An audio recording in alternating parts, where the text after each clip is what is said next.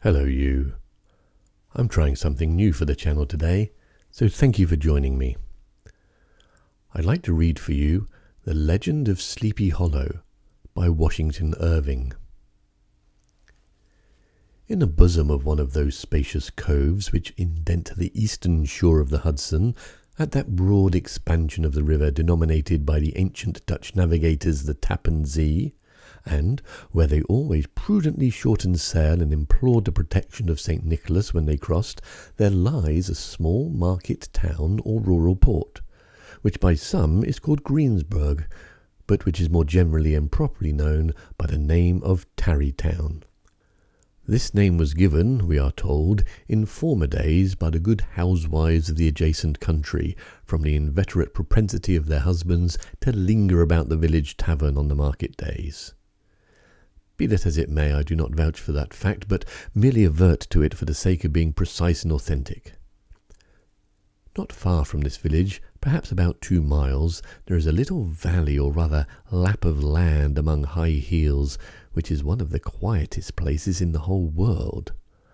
A small brook glides through it, with just murmur enough to lull one to repose, and the occasional whistle of a quail or tapping of a woodpecker is almost the only sound that ever breaks upon the uniform tranquillity. Not far from this village, perhaps about 2 miles, there is a little valley, or rather lap of land among high hills, which is one of the quietest places in the whole world.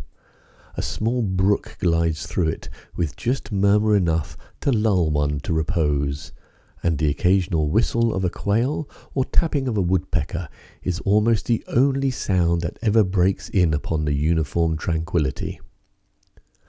I recollect that, when a stripling, my first exploit in squirrel shooting was in a grove of tall walnut trees that shades one side of the valley.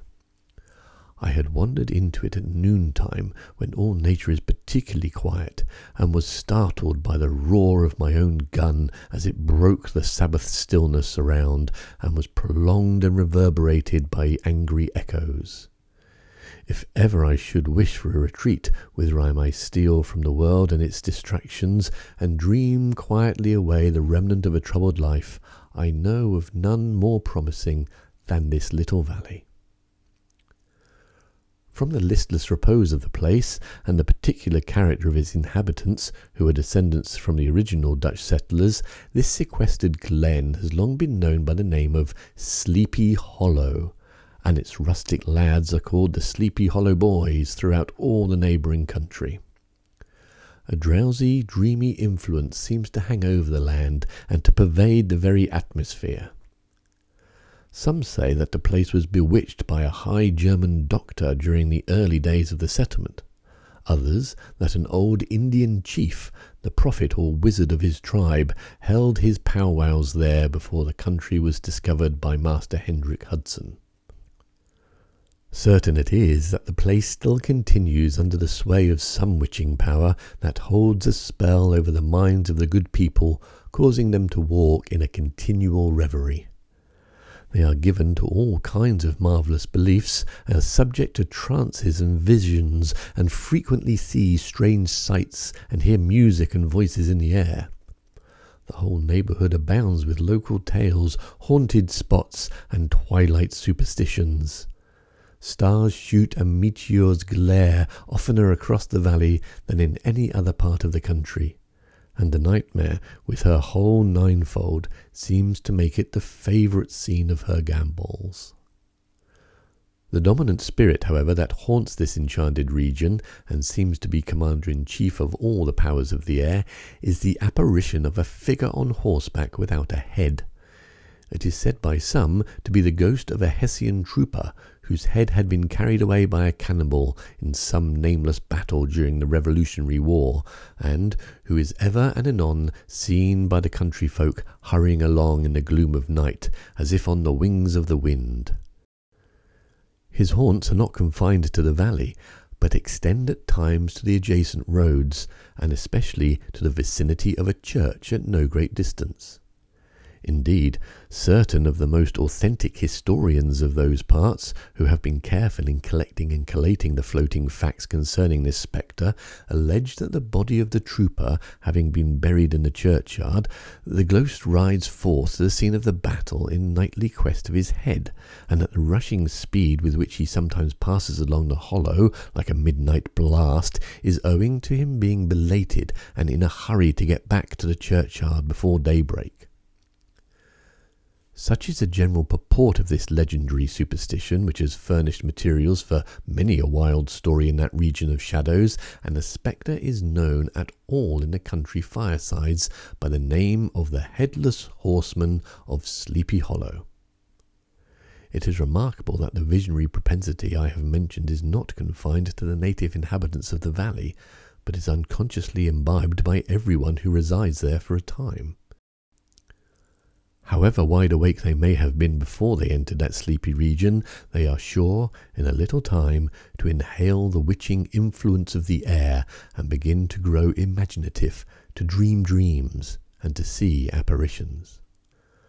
I mention this peaceful spot with all possible laud, for it is in such little retired Dutch valleys, found here and there embosomed in the great state of New York, that population, manners, and customs remain fixed, while the great torrent of migration and improvement, which is making such incessant changes in other parts of this restless country, sweeps by them unobserved.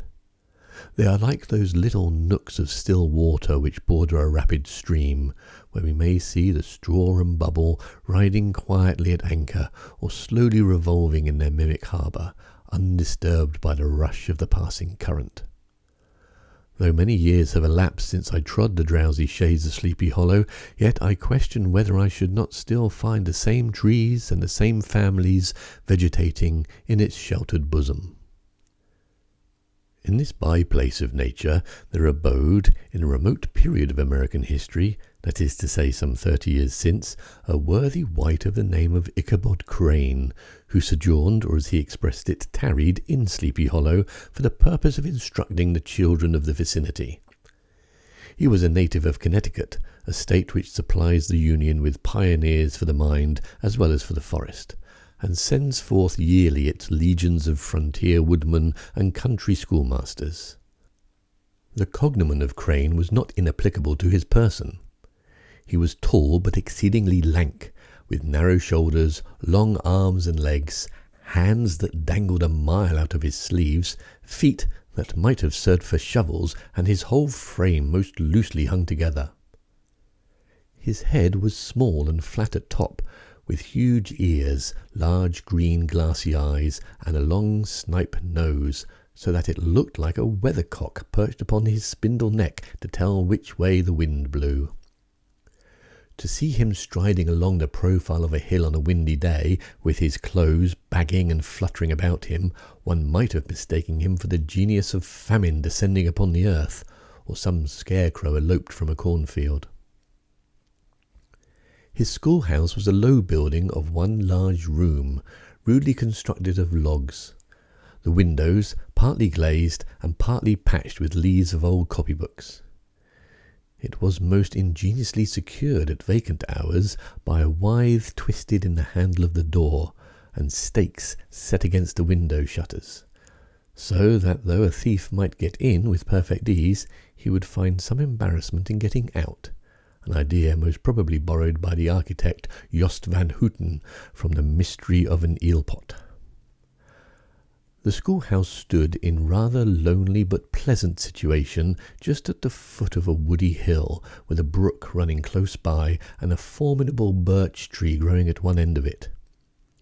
From hence the low murmur of his pupils' voices, conning over their lessons, might be heard in a drowsy summer's day, like the hum of a beehive, interrupted now and then by the authoritative voice of the master, in the tone of menace or command, or, peradventure, by the appalling sound of the birch, as he urged some tardy loiterer along the flowery path of knowledge.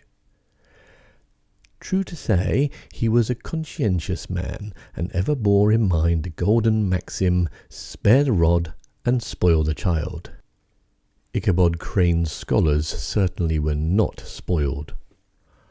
I would not have it imagined, however, that he was one of those cruel potentates of the school who joy in the smart of their subjects.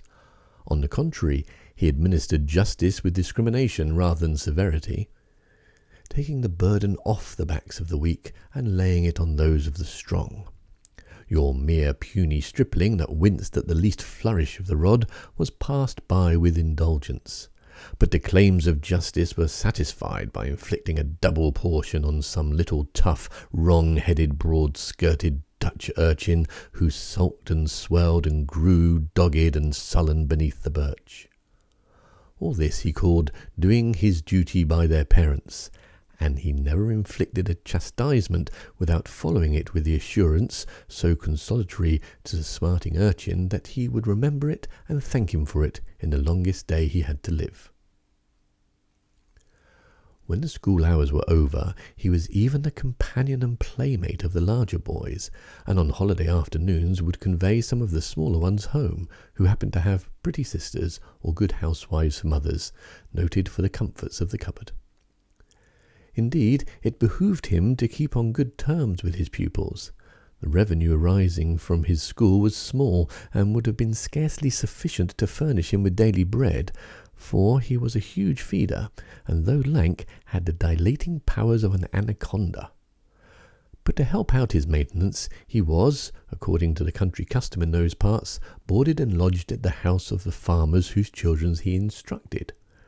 With these he lived successively a week at a time, thus going the rounds of the neighbourhood with all his worldly effects tied up in a cotton handkerchief.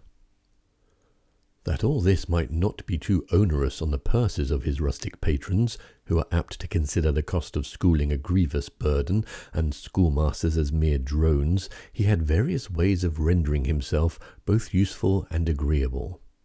He assisted the farmers occasionally in the lighter labours of their farms, helped make hay, mend fences, took the horses to water, drove the cows from pasture, and cut wood for the winter fire. He laid aside, too, all the dominant dignity and absolute sway with which he lauded it in his little empire, the school, and became wonderfully gentle and ingratiating. He found favour in the eyes of the mothers by petting the children, particularly the youngest, and, like the lion bold, with whom so magnanimously the lamb did hold, he would sit with a child on one knee, and rock a cradle with his foot, for whole hours together. In addition to his other vocations, he was the singing master of the neighbourhood, and picked up many bright shillings by instructing the young folks in psalmody. It was matter of no little vanity for him on Sundays to take his station in front of the church gallery with a band of chosen singers, where, in his own mind, he completely carried away the palm from the parson. Certain it is, his voice resounded far above all the rest of the congregation, and there are particular quavers still to be heard in that church, and which may even be heard half a mile off, quite to the opposite side of the mill pond on a still Sunday morning, which is said to be legitimately descended from the nose of Ichabod Crane. Thus, by divers little makeshifts in that ingenious way which is commonly denominated by hook and by crook, the worthy pedagogue got on tolerably enough, and was thought, by all who understood nothing of the labour of headwork, to have a wonderfully easy life of it. The schoolmaster is generally a man of some importance in the female circle of a rural neighbourhood, being considered a kind of idle gentleman-like personage of vastly superior taste and accomplishments to the rough country swains, and, indeed, inferior in learning only to the parson. His appearance, therefore, is apt to occasion some little stir at the tea-table of a farmhouse, and the addition of a supernumerary dish of cakes, sweetmeats, or, peradventure, the parade of a silver teapot. Our man of letters, therefore, was peculiarly happy in the smiles of all the country damsels. How he would figure among them in the churchyard between services on Sundays, gathering grapes for them from the wild vines that overran the surrounding trees, reciting for their amusement all the epitaphs on the tombstones, or sauntering with a whole bevy of them among the banks of the adjacent mill pond, while the more bashful country bumpkins hung sheepishly back, envying his superior elegance and address. From his half-itinerant life, also, he was kind of travelling gazette, carrying the whole budget of local gossip from house to house, so that his appearance was always greeted with satisfaction. He was, moreover, esteemed by the women as a man of great erudition, for he had read several books quite through, and was a perfect master of Cotton Mather's History of New England Witchcraft, in which, by the way, he most firmly and potently believed. He was, in fact, an odd mixture of small shrewdness and simple credulity. His appetite for the marvellous and his powers of digesting it were equally extraordinary, and both had been increased by his residence in this spell-bound region. No tale was too gross or monstrous for his capacious swallow. It was often his delight, after his school was dismissed in the afternoon, to stretch himself on the rich bed of clover bordering the little brook that whimpered by his schoolhouse, and there con over old Mather's direful tales until the gathering dusk of an evening made the printed page a mere mist before his eyes. Then, as he wended his way by swamp and stream and awful woodland to the farmhouse where he happened to be quartered, every sound of nature at that witching hour fluttered his excited imagination. The moan of the whip-poor-will from the hillside, the boding cry of the tree-toad, that harbinger of storm, the dreary hooting of the screech-owl, or the sudden rustling in a thicket of birds frightened from their roost. The fireflies, too, which sparkled most vividly in the darkest places, now and then startled him, as one of uncommon brightness would stream across his path, and if by chance a huge blockhead of beetle came winging his blundering flight against him, the poor varlet was ready to give up the ghost, with the idea that he was struck with a witch's token.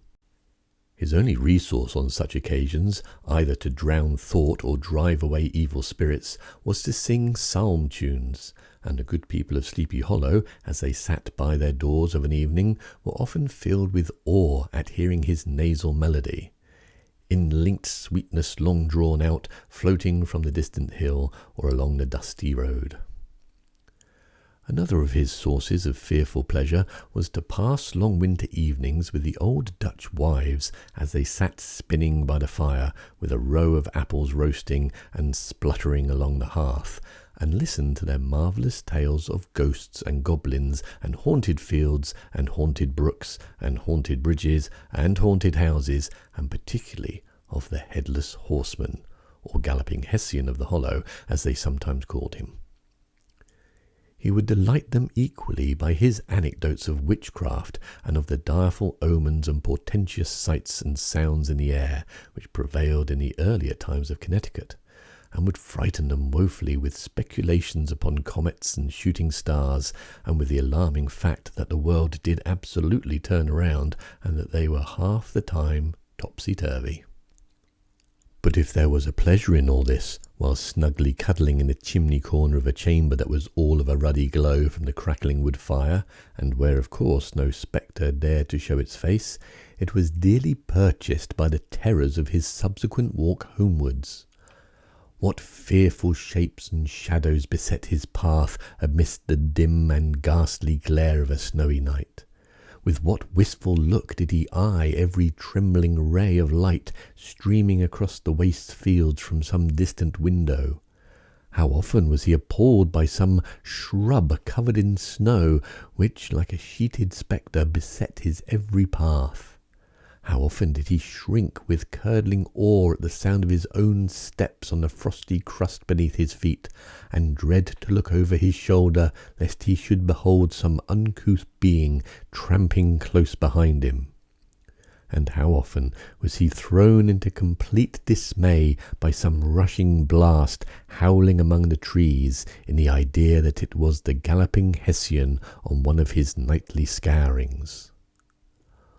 All these, however, were mere terrors of the night, phantoms of the mind that walk in darkness, and though he had seen many spectres in his time, and been more than once beset by Satan in divers shapes in his lonely perambulations, yet Daylight put an end to all these evils, and he would have passed a pleasant life of it, in despite of the devil and all his works, if his path had not been crossed by a being that causes more perplexity to mortal man than ghosts, goblins, and the whole race of witches put together, and that was a woman. Among the musical disciples who assembled one evening in each week to receive his instructions in psalmody was Katrina van Tassel, the daughter and only child of a substantial Dutch farmer. She was a blooming lass of fresh 18, plump as a partridge, ripe and melting and rosy-cheeked as one of her father's peaches, and universally famed, not merely for her beauty, but her vast expectations. She was withal a little of a coquette, as might be perceived even in her dress, which was a mixture of ancient and modern fashions, as most suited to set off her charms. She wore the ornaments of pure yellow gold which her great-great-grandmother had brought over from Saardam, the tempting stomacher of olden time, and withal a provokingly short petticoat to display the prettiest foot and ankle in the country round. Ichabod Crane had a soft and foolish heart towards the sex, and it is not to be wondered at that so tempting a morsel soon found favour in his eyes, more especially after he had visited her in her paternal mansion. Old Baltus Van Tassel was a perfect picture of a thriving, contented, liberal-hearted farmer. He seldom, it is true, sent either his eyes or his thoughts beyond the boundaries of his own farm, but within those everything was snug, happy, and well-conditioned. He was satisfied with his wealth, but not proud of it, and piqued himself upon the hearty abundance rather than the style in which he lived. His stronghold was situated on the banks of the Hudson, in one of those green, sheltered, fertile nooks in which the Dutch farmers are so fond of nestling. A great elm tree spread its broad branches over it, at the foot of which bubbled up a spring of the softest and sweetest water in a little well formed of a barrel, and then stole sparkling away through the grass to a neighbouring brook that babbled along the alders and dwarf willows. Hard by the farmhouse was a vast barn that might have served for a church, every window and crevice of which seemed bursting forth with the treasures of the farm. The flail was busily resounding within it from morning to night. Swallows and martins skimmed twittering about the eaves, and rows of pigeons, some with one eye turned up as if watching the weather, some with their heads under their wings or buried in their bosoms, and others, swelling and cooing and bowing their dames, were enjoying the sunshine on the roof. Sleek, unwieldy porkers were grunting in the repose and abundance of their pens, from whence sallied forth now and then troops of sucking pigs, as if to snuff the air. A stately squadron of snowy geese were riding in an adjoining pond, convoying whole fleets of ducks. Regiments of turkeys were gobbling through the farmyard, and guinea fowls fretting about it like ill-tempered housewives with their peevish, discontented cry. Before the barn door strutted the gallant cock, that pattern of a husband, a warrior, and a fine gentleman, clapping his burnished wings and crowing in the pride and gladness of his heart, sometimes tearing up the earth with his feet, and then generously calling his ever-hungry family of wives and children to enjoy the rich morsel which he had discovered. The pedagogue's mouth watered as he looked upon the sumptuous promise of luxurious winter fare.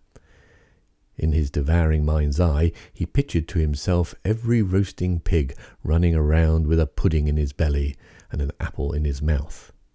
The pigeons were snugly put to bed in a comfortable pie and tucked in with a coverlet of crust.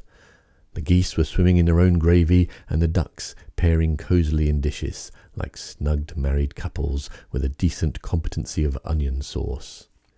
In the porkers he saw carved out the future sleek side of bacon and juicy relishing ham.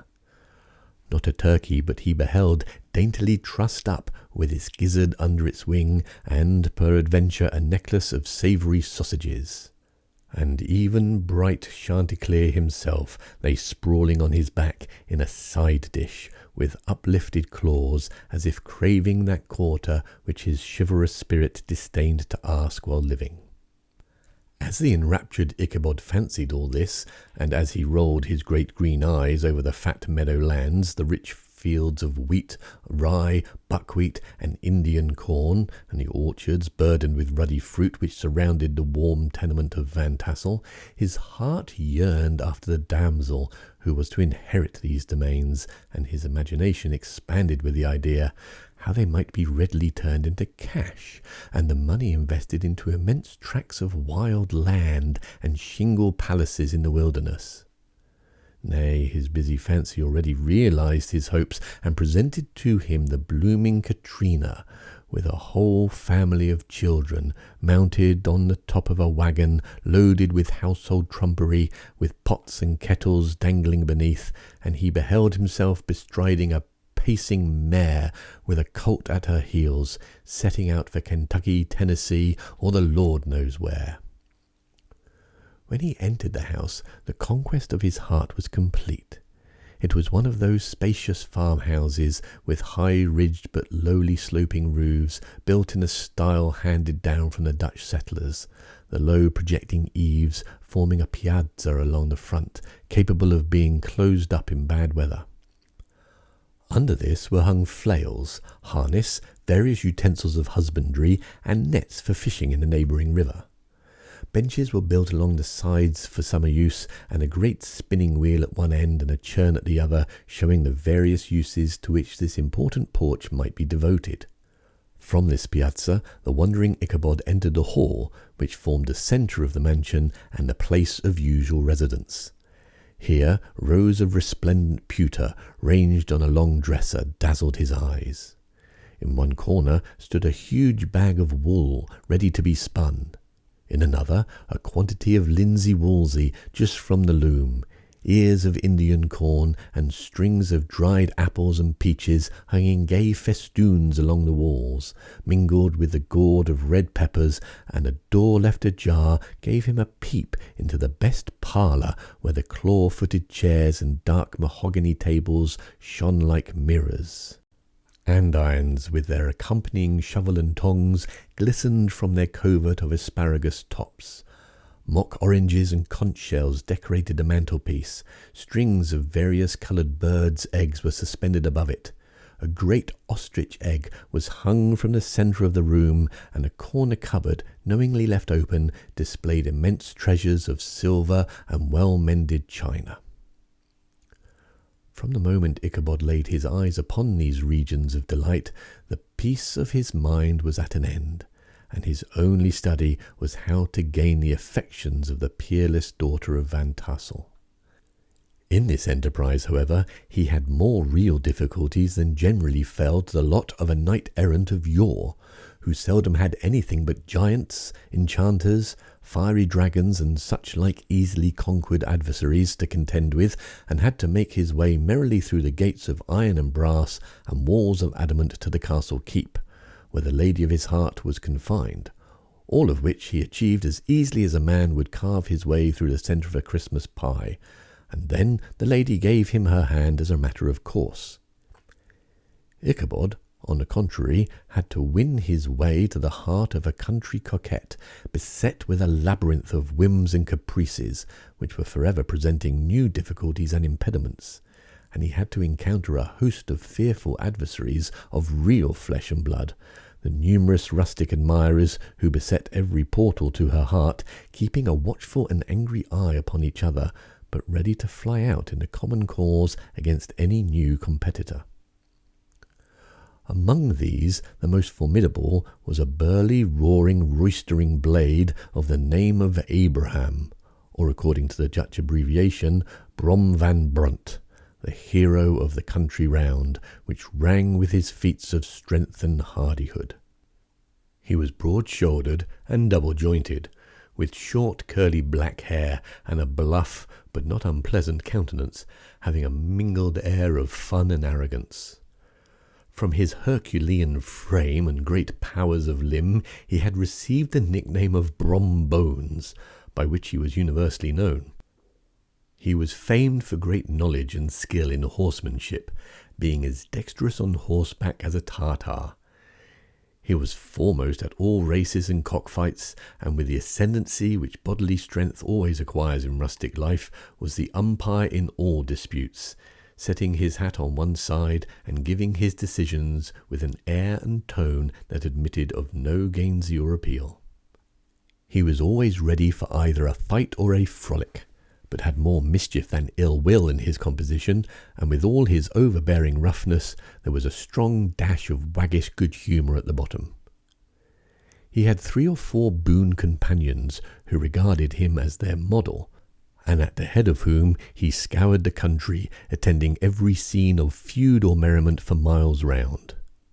In cold weather he was distinguished by a fur cap surmounted with a flaunting fox's tail, and when folks at a country gathering descried this well-known crest at a distance, whisking about among a squad of hard riders, they always stood by for a squall.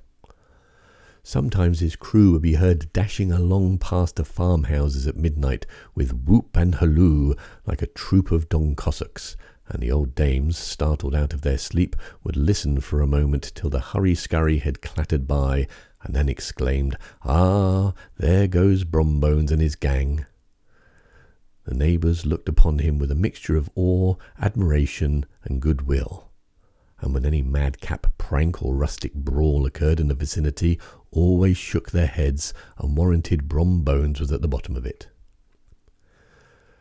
This rantable hero had for some time singled out the blooming Katrina for the object of his uncouth gallantries, and though his amorous toyings were something like the gentle caresses and endearments of a bear, yet it was whispered that she did not altogether discourage his hopes.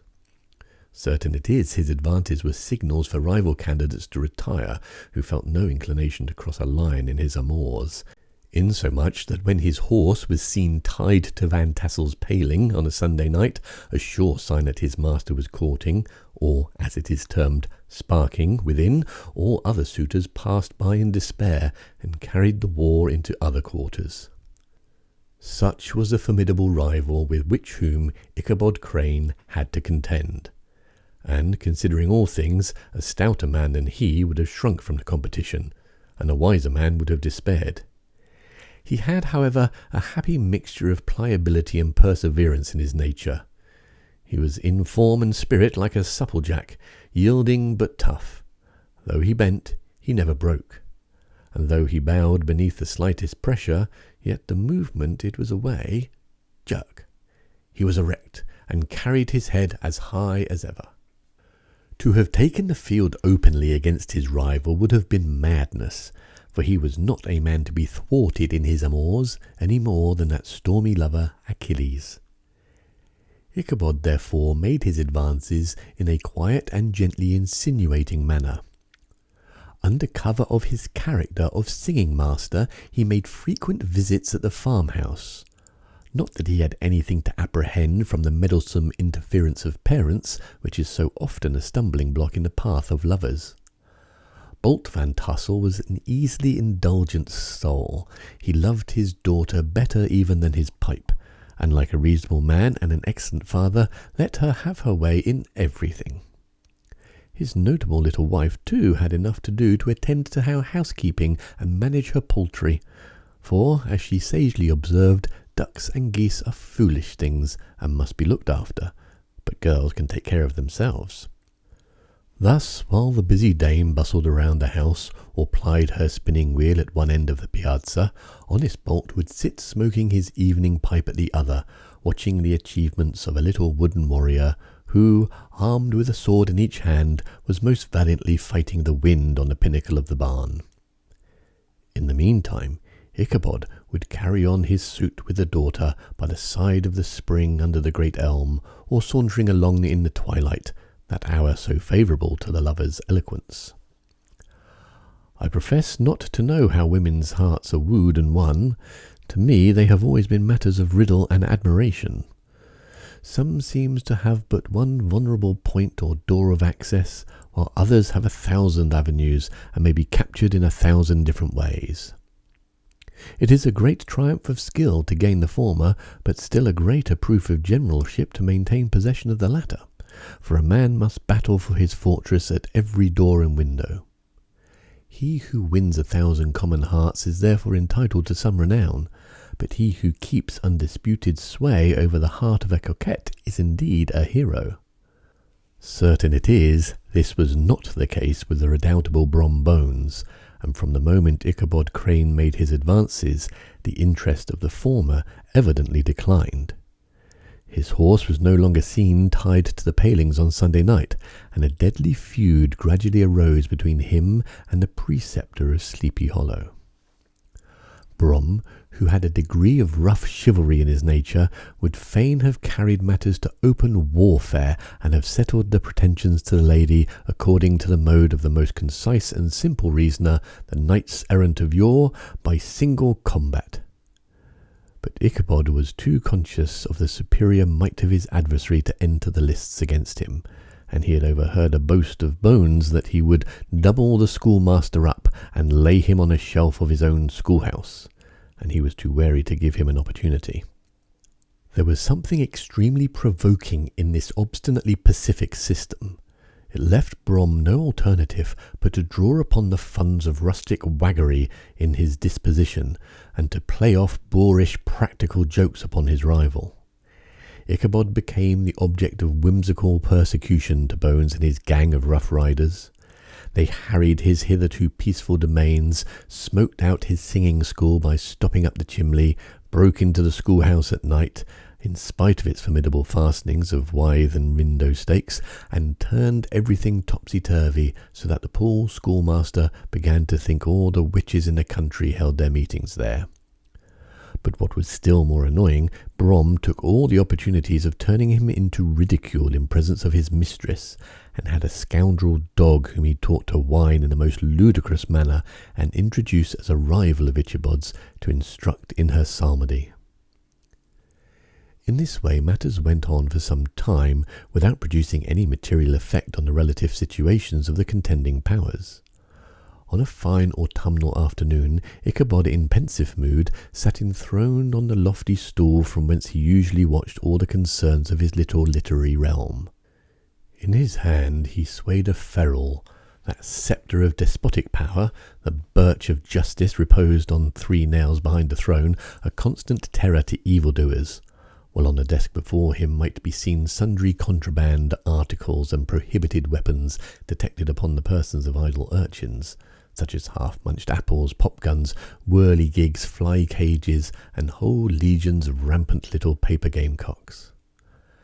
Apparently there had been some appalling act of justice recently inflicted, for his scholars were all busily intent upon their books, or slyly whispering behind them, with one eye kept upon the master, and a kind of buzzing stillness reigned throughout the schoolroom.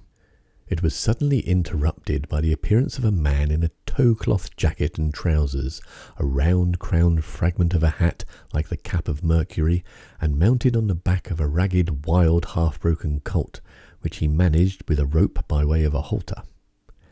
He came clattering up to the school door with an invitation to Ichabod to attend a merry-making or quilting frolic to be held that evening at Minor Van Tassel's, and having delivered this message with an air of importance and effort at fine language, which a man is apt to display on petty embassies of the kind, he dashed over the brook and was seen scampering up the hollow, full of the importance and hurry of his mission. All was now bustle and hubbub in the late quiet schoolroom. The scholars were hurried through their lessons without stopping at trifles. Those who were nimble skipped over half with impunity, and those who were tardy had a smart application now and then in the rear, to quicken their speed or to help them over a tall word. Books were flung aside without being put on the shelves, inkstands were overturned, benches thrown down, and the whole school were turned loose an hour before the usual time, bursting forth like a legion of young imps, yelping and racketing around the green in joy at their early emancipation. The gallant Ichabod had now spent at least an extra half-hour at his toilet, brushing and furbishing up his best, and indeed only, suit of rusty black, and arranging his locks by a bit of broken looking-glass that hung up in the schoolhouse. That he might make his appearance before his mistress in the true style of a cavalier, he borrowed a horse from the farmer with whom he was domiciliated, a choleric old Dutchman of the name of Hans van Ripper, and, thus gallantly mounted, issued forth like a knight-errant in quest of adventures. But it is meet I should, in a true spirit of romantic story, give some account of the looks and equipments of my hero and his steed. The animal he bestrode was a broken-down plough-horse that had outlived almost everything but its viciousness. He was gaunt and shagged, with a ewe neck and a head like a hammer. His rusty mane and tail were tangled and knotted with burrs. One eye had lost its pupil and was glaring and spectral, but the other had the gleam of a genuine devil in it. Still, he must have had fire and metal in his day, if we may judge from the name he bore of Gunpowder. He had, in fact, been a favourite steed of his master's, the cleric Van Ripper, who was a furious rider, and had infused, very probably, some of his own spirit into the animal. For old and broken down as he looked, there was more of the lurking devil in him than any young filly in the country. Ichabod was a suitable figure for such a steed. He rode with short stirrups which brought his knees nearly up to the pommel of the saddle. His sharp elbows stuck out like grasshoppers. He carried his whip perpendicularly in his hand like a sceptre, and as his horse jogged on, the motion of his arms was not unlike the flapping of a pair of wings. A small wool hat rested on the top of his nose, for so his scanty strip of forehead might be called, and the skirts of his black coat fluttered out almost to the horse's tail.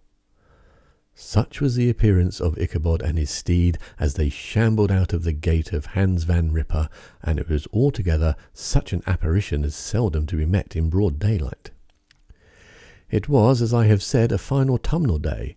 The sky was clear and serene, and nature wore that rich and golden livery which we always associate with the idea of abundance. The forests had put on their sober brown and yellow, while some trees of the tenderer kind had been nipped by the frosts into brilliant dyes of orange, purple, and scarlet. Streaming files of wild ducks began to make their appearance high in the air. The bark of the squirrel might be heard from the groves of beech and hickory nuts, and the pensive whistle of the quail at intervals from the neighbouring stubble field. The small birds were taking their farewell banquets. In the fullness of their revelry they fluttered chirping and frolicking from bush to bush and tree to tree, capricious from the very profusion and variety around them. There was the honest cock-robin, the favourite game of stripling sportsmen, with its loud querulous note, and the twittering blackbirds flying in sable clouds, and the golden-winged woodpecker with his crimson crest, his broad black gorget, and splendid plumage, and the cedar-bird with its red-tipped wings and yellow-tipped tail, and its little Monterio cap of feathers, and the blue-jay, that noisy coxcomb, in his gay light-blue coat and white underclothes, screaming and chattering, nodding and bobbing and bowing, and pretending to be on good terms with every songster of the grove. As Ichabod jogged slowly on his way, his eye, ever open to every symptom of culinary abundance, ranged with delight over the treasures of jolly autumn. On all sides he beheld vast stores of apples, some hanging in oppressive opulence on the trees, some gathered into baskets and barrelled for the market, others heaped up in rich piles for the cider press.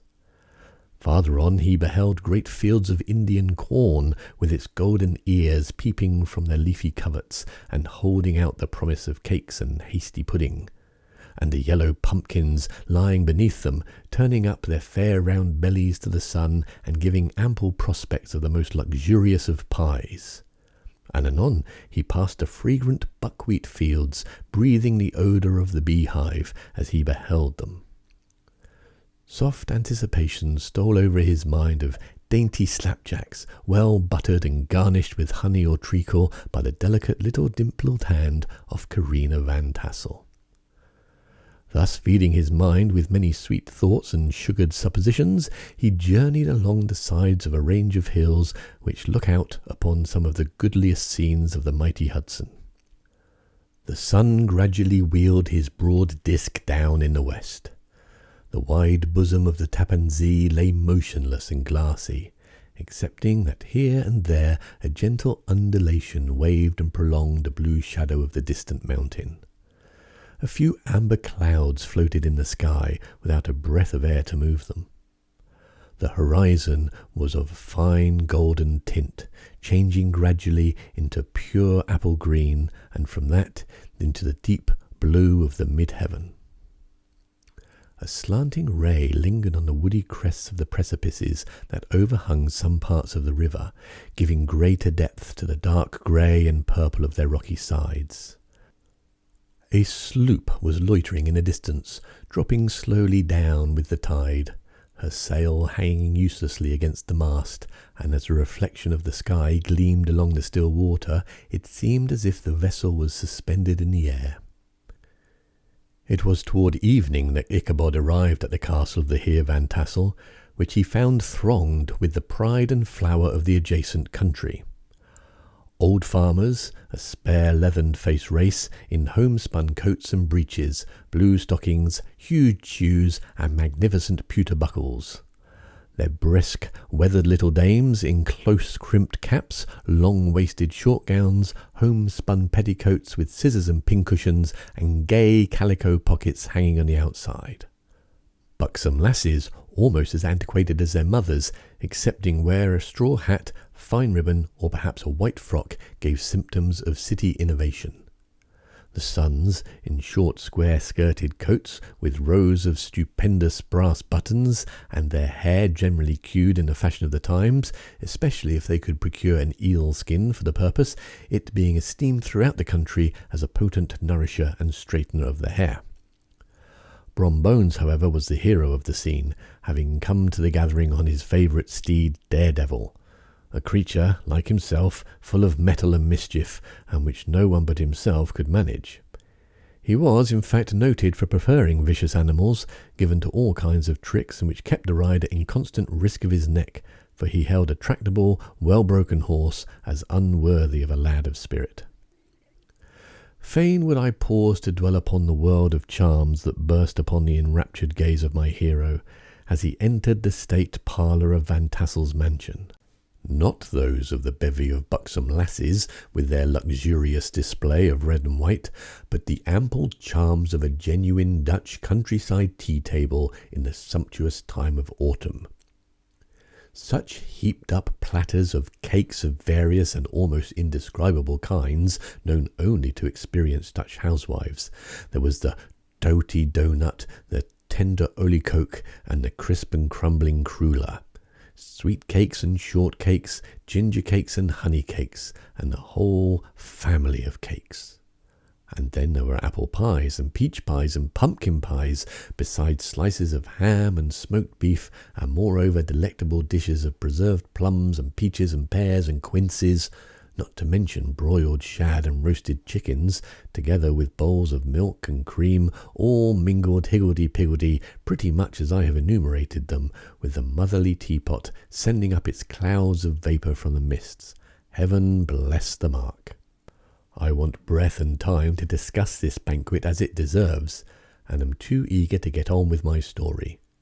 Happily, Ichabod Crane was not in so great a hurry as his historian, but did ample justice to every dainty.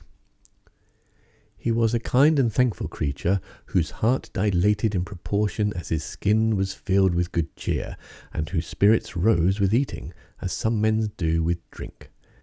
He could not help, too, rolling his large eyes round him as he ate, and chuckling with the possibility that he might one day be lord of all this scene of almost unimaginable luxury and splendour. Then he thought how soon he'd turn his back upon the old schoolhouse, and snap his fingers in the face of Hans Van Ripper and all the other niggardly patrons, and kick any itinerant pedagogue out of doors that should dare to call him comrade. Old Baltus Van Tassel moved about among his guests with a face dilated with content and good humour, round and jolly as the harvest moon. His hospitable attentions were brief but expressive, being confined to a shake of the hand, a slap on the shoulder, a loud laugh, and a pressing invitation to fall to and help themselves. And now the sound of the music from the common room or hall summoned to the dance. The musician was an old grey-haired man who had been the itinerant orchestra of the neighbourhood for more than half a century. His instrument was as old and battered as himself. The greater part of the time he scraped on 2 or 3 strings, accompanying every movement of the bow with a motion of the head, bowing almost to the ground and stamping with his foot whenever a fresh couple were to start. Ichabod prided himself upon his dancing as much as upon his vocal powers. Not a limb, not a fibre about him was idle, and to have seen his loosely hung frame in full motion and clattering about the room, you would have thought St. Vitus himself, that blessed patron of the dance, was figuring before you in person. The lady of his heart was his partner in the dance, and smiling graciously in reply to all his amorous oglings, while Brom Bones, sorely smitten with love and jealousy, sat brooding by himself in one corner. When the dance was at an end, Ichabod was attracted to a knot of the sager folks, who, with old Van Tassel, sat smoking at one end of the piazza, gossiping over former times and drawing out long stories about the war. This neighbourhood, at the time of which I am speaking, was one of those highly favoured places which abound with chronicle and great men. The British and American line had run near it during the war. It had, therefore, been a scene of marauding and infested with refugees, cowboys, and all kinds of border chivalry. Just sufficient time had elapsed to enable each storyteller to dress up his tale with a little becoming fiction, and in the indistinctness of his recollection to make himself the hero of every exploit. There was the story of Doof Martling, a large blue-bearded Dutchman who had nearly taken a British frigate with an old iron 9-pounder from a mud breastwork, only that his gun burst at the 6th discharge. And then there was an old gentleman, who shall be nameless, being too rich a minier to be lightly mentioned, who, in the Battle of White Plains, being an excellent master of defence, parried a musket ball with a small sword, insomuch that he absolutely felt it whiz round the blade and glance off at the hilt, in proof of which he was ready at any time to show the sword, with the hilt a little bent.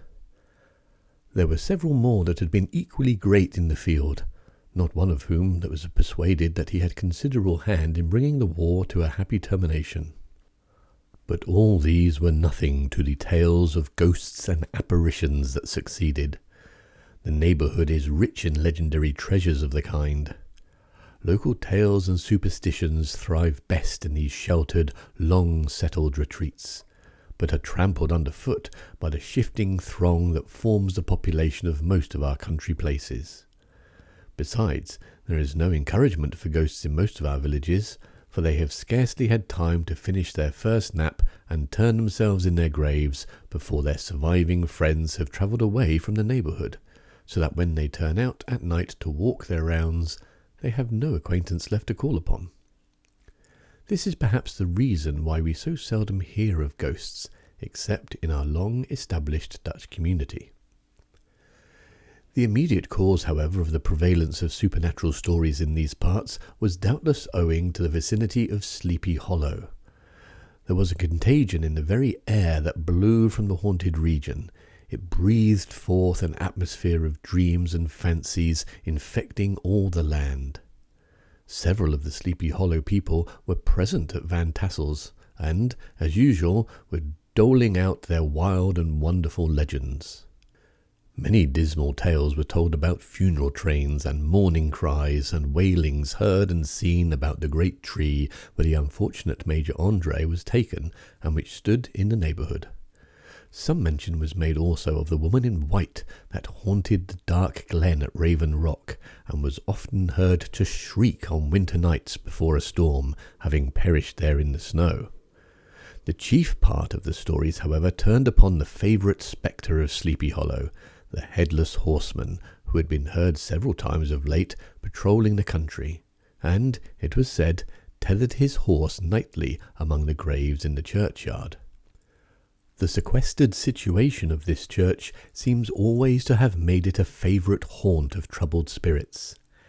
It stands on a knoll, surrounded by locust trees and lofty elms, from among which its decent, whitewashed walls shine modestly forth like Christian purity beaming through the shades of retirement. A gentle slope descends from it to a silver sheet of water bordered by high trees, between which peeps may be caught at the blue hills of the Hudson. To look upon its grass-grown yard where the sunbeams seem to sleep so quietly, one would think that there at least the dead might rest in peace. On one side of the church extends a wide woody dell, along which raves a large brook among broken rocks and trunks of fallen trees.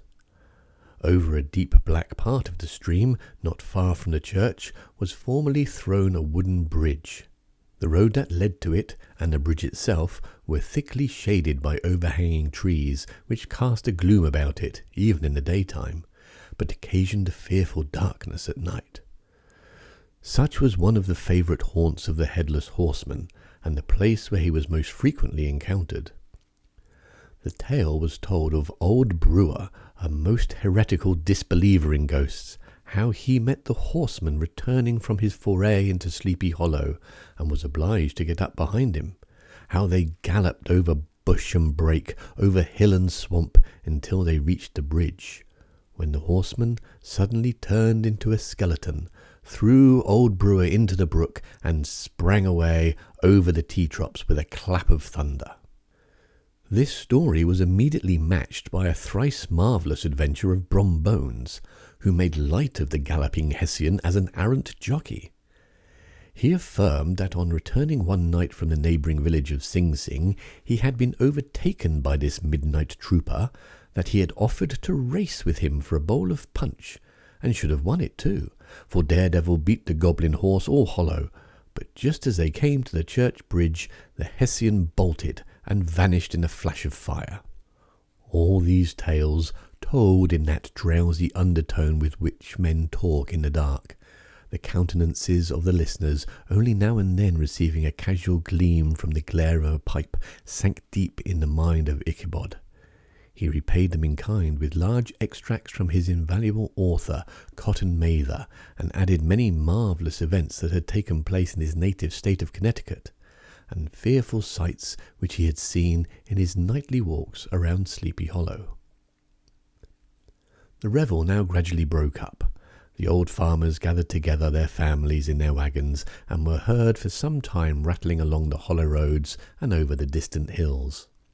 Some of the damsels mounted on pillions behind their favourite swains, and their light-hearted laughter, mingling with the clatter of hoofs, echoed along the silent woodlands, sounding fainter and fainter until they gradually died away, and the late scene of noise and frolic was all silent and deserted. Ichabod only lingered behind, according to the custom of country lovers, to have a tete-a-tete with the heiress, fully convinced that he was now on the high road to success. What passed at this interview I will not pretend to say, for in fact I do not know. Something, however, I fear me must have gone wrong, for he certainly sallied forth after no very great interval with an air quite desolate and chapfallen. Oh, these women, these women! Could that girl have been playing off any of her coquettish tricks? Was her encouragement of the poor pedagogue all a mere sham to secure her conquest of his rival? Heaven only knows, not I. Let it suffice to say, Ichabod stole forth with the air of one who had been sacking a hen-roost rather than a fair lady's heart. Without looking to the right or left to notice the scene of rural wealth on which he had so often gloated, he went straight to the stable, and with several hearty cuffs and kicks roused his steed most uncourteously from the comfortable quarters in which he was soundly sleeping, dreaming of mountains of corn and oats, and whole valleys of timothy and clover. It was the very witching time of night that Ichabod, heavy-hearted and crestfallen, pursued his travels homewards along the sides of the lofty hills which rise above Tarrytown, and which he had traversed so cheerily in the afternoon. The hour was as dismal as himself. Far below him the Tappan Zee spread its dusky and indistinct waste of waters, with here and there the tall mast of the sloop riding quietly at anchor under the land. In the dead hush of midnight he could even hear the barking of the watchdog from the opposite shore of the Hudson, but it was so vague and faint as only to give an idea of its distance from this faithful companion of man. Now and then, too, the long-drawn crowing of a cock, accidentally awakened, would sound far, far off from some farmhouse away among the hills. But it was like a dreaming sound in his ear.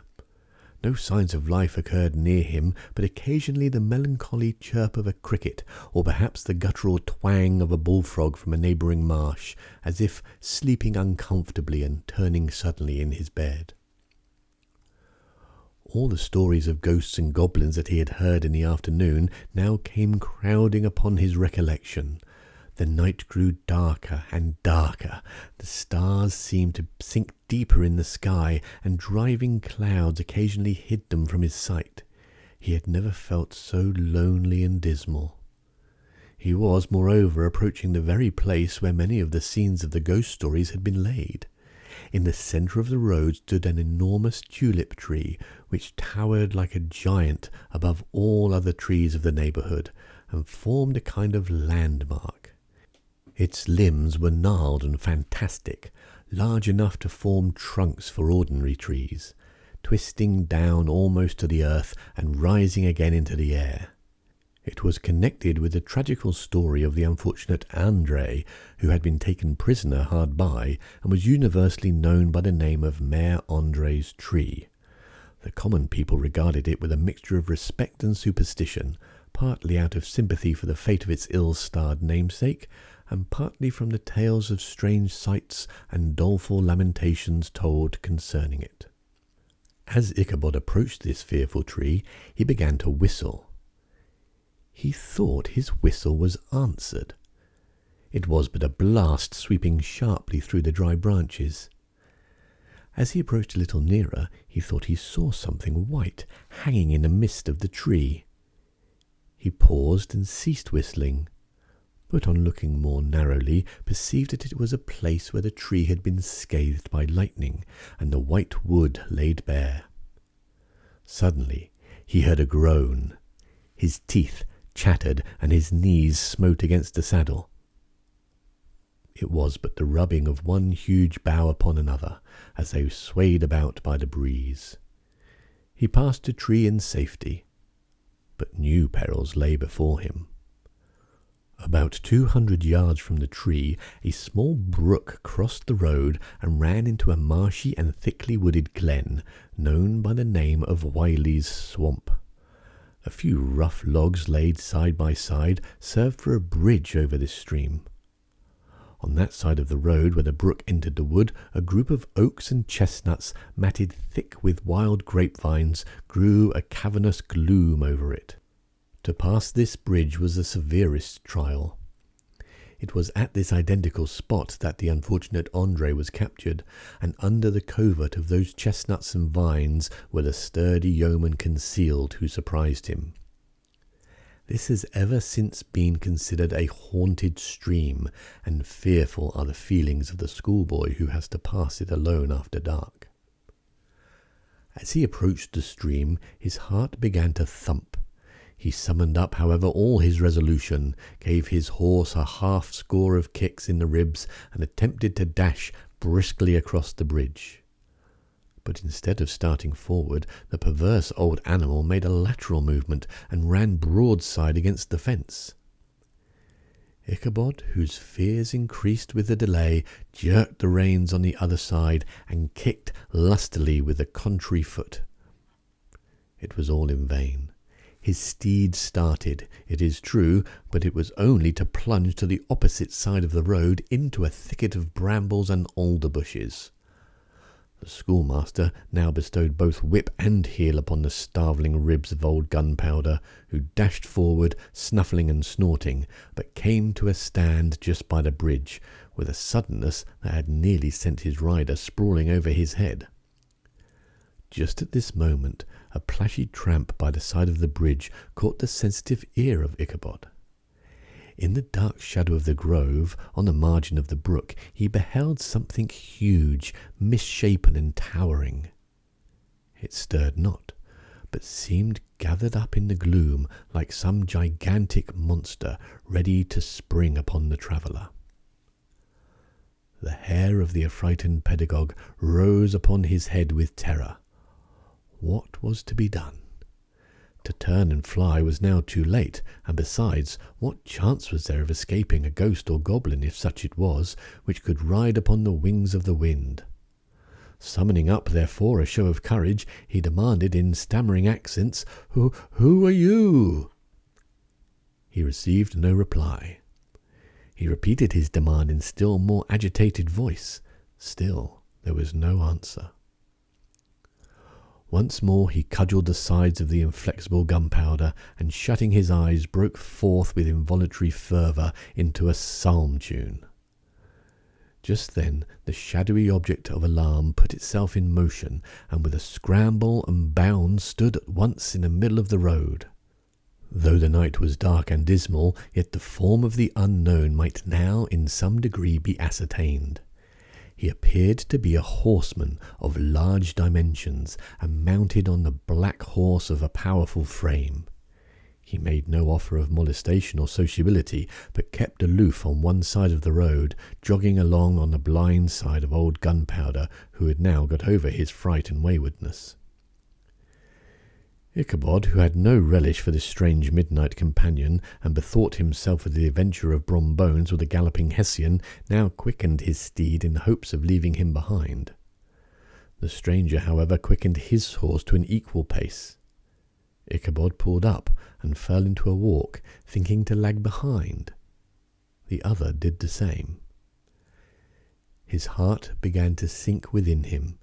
He endeavoured to resume his psalm tune, but his parched tongue clove to the roof of his mouth, and he could not utter a stave. There was something in the moody and dogged silence of this pertinacious companion that was mysterious and appalling. It was soon fearfully accounted for. On mounting a rising ground, which brought the figure of his fellow traveller in relief against the sky, gigantic in height and muffled in cloak, Ichabod was horror-struck on perceiving that he was headless. But his horror was still more increased on observing that the head, which should have rested on his shoulders, was carried before him on the pommel of his saddle. His terror rose to desperation. He rained a shower of kicks and blows upon Gunpowder, hoping by a sudden movement to give his companion the slip. But the spectre started full jump with him. Away then they dashed through thick and thin, stones flying and sparks flashing at every bound. Ichabod's flimsy garments fluttered in the air as he stretched his long lank body away over his horse's head in the eagerness of his flight. They had now reached the road which turns off to Sleepy Hollow, but Gunpowder, who seemed possessed with a demon, instead of keeping up it, made an opposite turn and plunged headlong downhill to the left. This road leads through Sandy Hollow, shaded by trees for about 1/4 of a mile, where it crosses the bridge famous in goblin story, and just beyond swells the green knoll on which stands the whitewashed church. As yet the panic of the steed had given his unskilful rider an apparent advantage in the chase, but just as he had got halfway through the hollow, the girths of the saddle gave way, and he felt it slipping from under him. He seized it by the pommel and endeavoured to hold it firm, but in vain, and had just time to save himself by clasping old Gunpowder round the neck, when the saddle fell to the earth, and he heard it trampled underfoot by his pursuer. For a moment the terror of Hans Van Ripper's wrath passed across his mind, for it was his Sunday saddle. But this was no time for petty fears. The goblin was hard on his haunches, and, unskilful rider that he was, he had much ado to maintain his seat, sometimes slipping on one side, sometimes on another, and sometimes jolted on the high ridge of his horse's backbone with a violence that he verily feared would cleave him asunder. An opening in the trees now cheered him with hopes that the church bridge was at hand. The wavering reflection of a silver star in the bosom of the brook told him that he was not mistaken. he saw the walls of the church dimly glaring under the trees beyond. He recollected the place where Brombone's ghostly competitor had disappeared. "If I can but reach that bridge," thought Ichabod, "I am safe." Just then he heard the black steed panting and blowing close behind him. He even fancied that he felt his hot breath.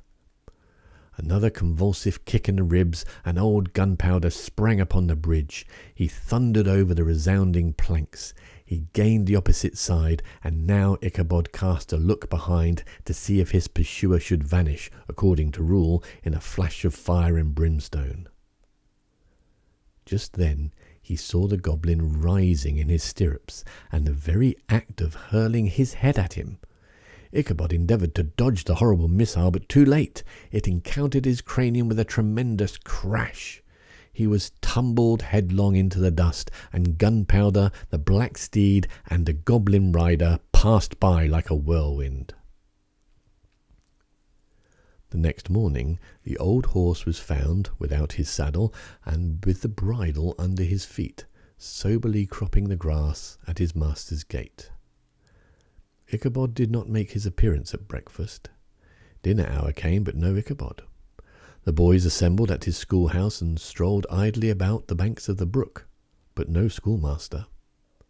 Hans Van Ripper now began to feel some uneasiness about the fate of poor Ichabod and his saddle. An inquiry was set on foot, and after diligent investigation they came upon his traces. In one part of the road leading to the church was found the saddle trampled in the dirt.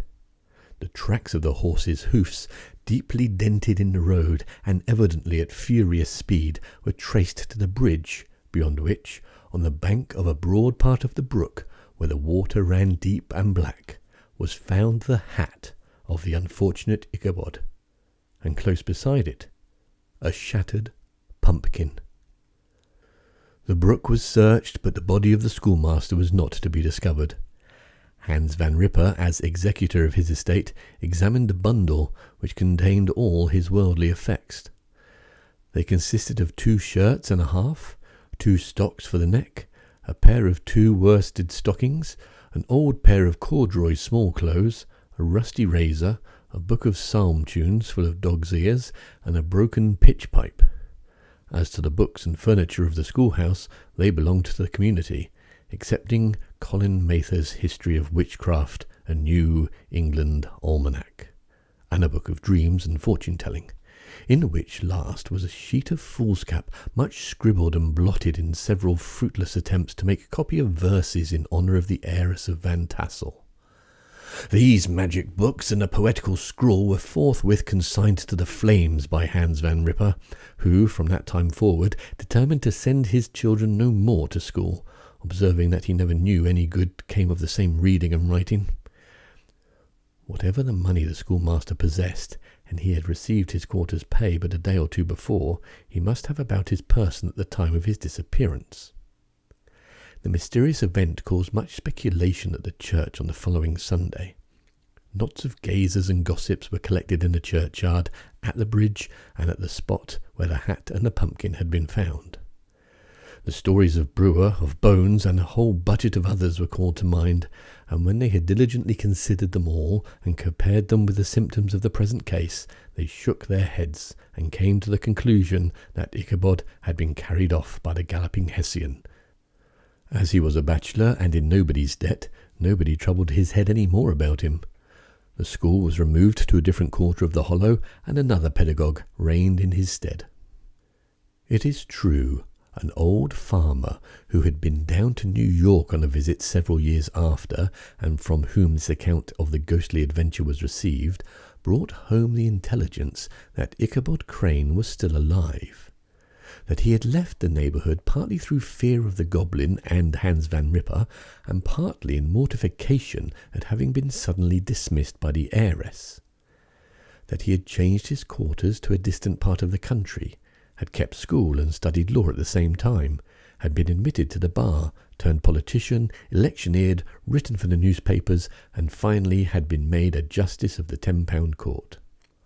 Brombones, too, who shortly after his rival's disappearance conducted the blooming Katrina in triumph to the altar, was observed to look exceedingly knowing whenever the story of Ichabod was related, and always burst into a hearty laugh at the mention of the pumpkin, which led some to suspect he knew more about the matter than he chose to tell.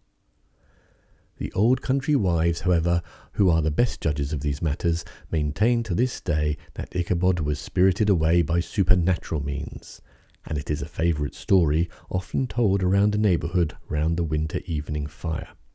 The bridge became more than ever an object of superstitious awe, and that may be the reason why the road had been altered of late years so as to approach the church by the border of the mill pond.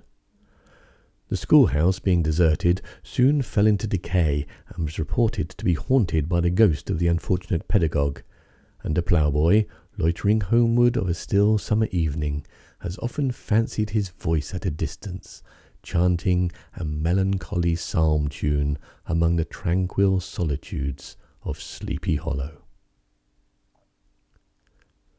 And that, my friends, is the end of the story. I hope you enjoyed it. Take care of yourself.